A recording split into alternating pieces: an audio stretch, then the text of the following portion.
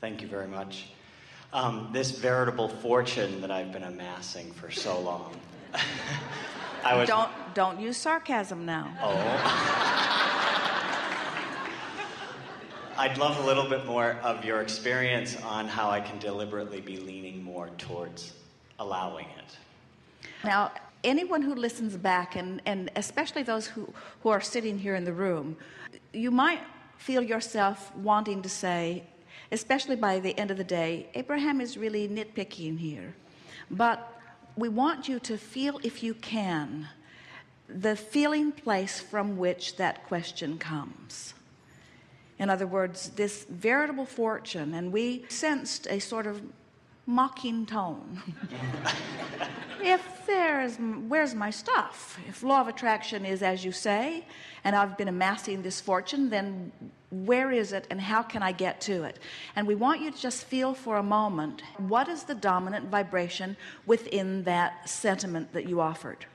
Was he offering the vibration from the lack of the money or from the having of the money?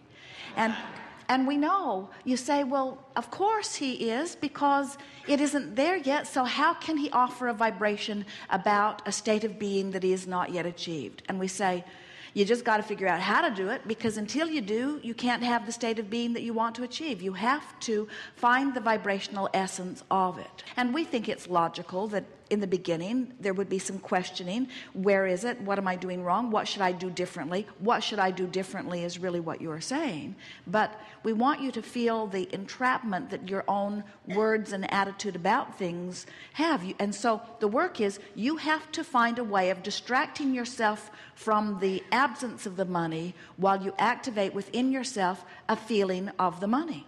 So things like feeling appreciation for the prosperity that you are living, feeling appreciation for the possibility of more coming. In fact, we'd like to say that even when you get into an attitude of hope, you're much closer in vibration to allowing it than when you are in the vibration of doubt.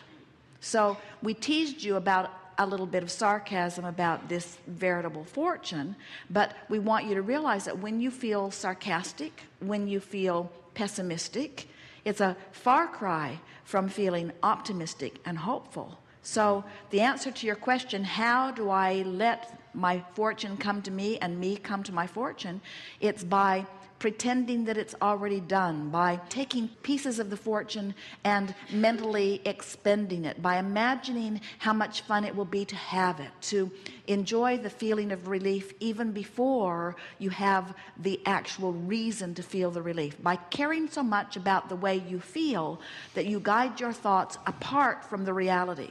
And so sarcasm, we're really kidding you a tiny little bit about that, is further from letting it in than optimism or positive expectation. So feel the difference between saying, my money is really slow in coming. I'm starting to believe that it's in vibrational escrow for me, but I can't figure out how to let it in. Feel that sentiment, and then feel the difference between that and saying, it's going to be nice when I figure this out.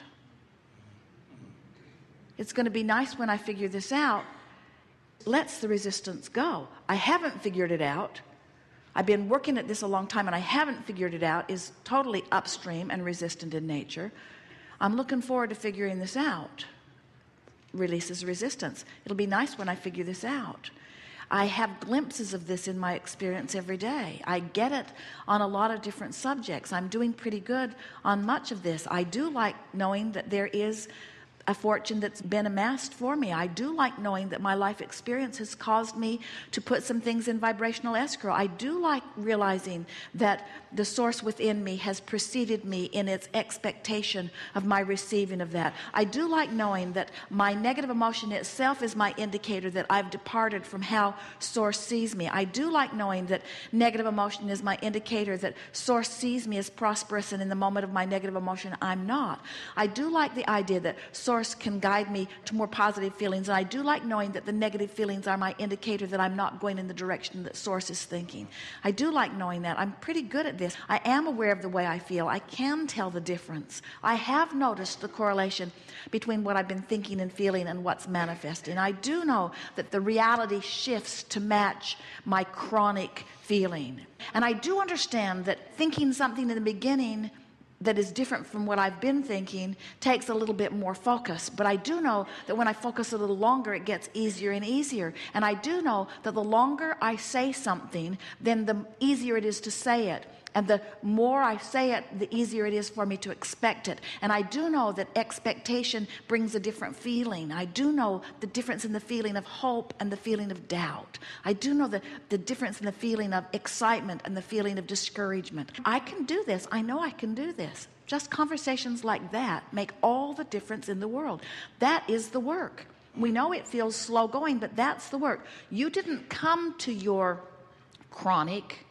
And by chronic, we don't mean negative necessarily. By chronic, we mean what I usually think about this subject. You didn't come to that all at once. You came to it gradually, and you're not going to shift from it all at once. You're going to shift from it gradually. And if you want to shift from it all at once, you're not going to do it, and then you'll get discouraged.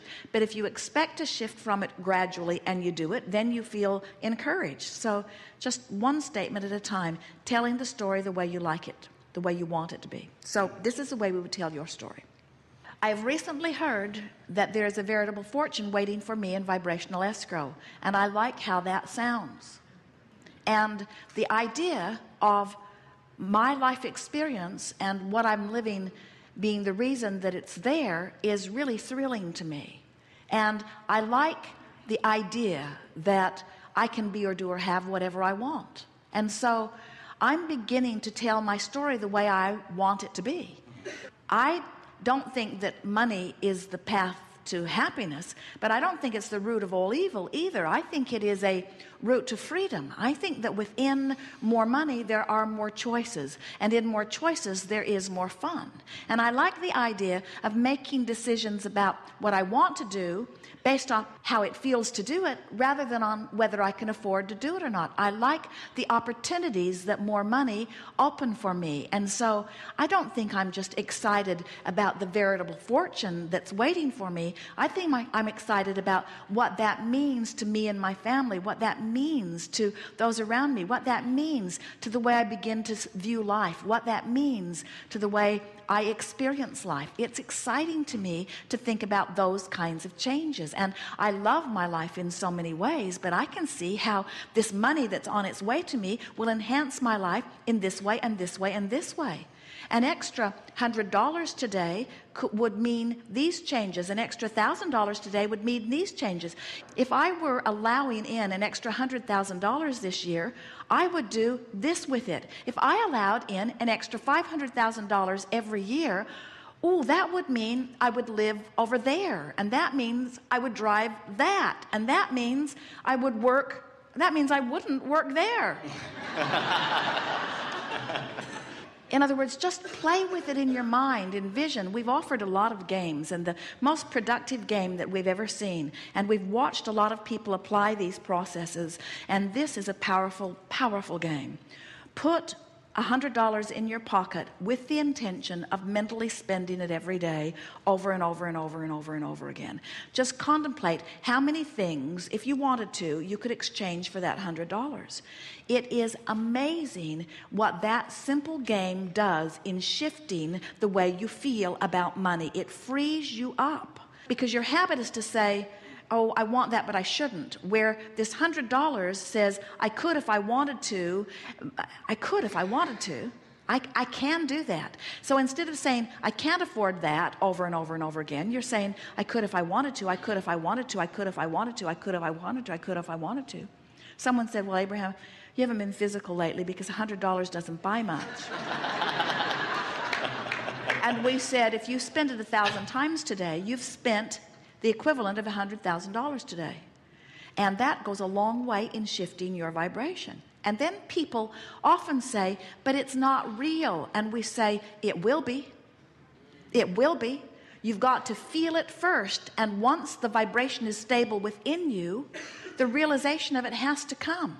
Law of attraction must bring you the path the method, the co-creators, and the results that you are conjuring vibrationally.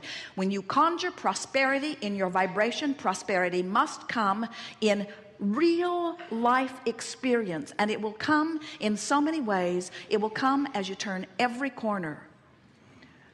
Everywhere you look, another huge evidence of prosperity will show itself to you once you get it just a little more active than what you've already got active. It's not the big deal you all make it out to be. You know why it feels like a big deal? Because you've been looking at what is, offering a vibration of what is, getting more of what is for so long. You say, I've done all this effort, and I've offered all this work, and I've worked all these years, and in all of that I've only come to where I am now. And so what will that scanty little effort provide me when I've offered all this effort and I've only got this far? And we say, you've been offering action effort, and now we're encouraging you to offer vibrational effort. And vibrational effort is bringing you into usage of the power and energy that creates worlds. Vibrational change makes big manifestational change when you are consistent in it. But when you say, I want it, but I want it, but I want it, but I want it, but you don't make any headway. When you say, I want it because, I want it because, I want it because, I want it because, you make headway. When you say, I believe I can do it, I think I can do it, I doubt I can do it, I'm not really doing it. I believe I can do it, I would like to do it, but I doubt I can do it, I'm not really doing it. But I'd like to do it, I really like to do it, but I can't do it because I haven't been doing it. But I'd like to do it, I really want to do it, but I'm not doing it. Hardly anybody does it. But I'd like to do it, but I want to do it, but it's hard to do it, and I'm not making any headway. And I want to do it, but I don't know what to do. Then nothing changes. It's the same old mundane, chronic, vibrational habit of the way I feel. You have to use your willpower to focus your thoughts into a different storyline, you see. So you tell us now the story of your financial picture.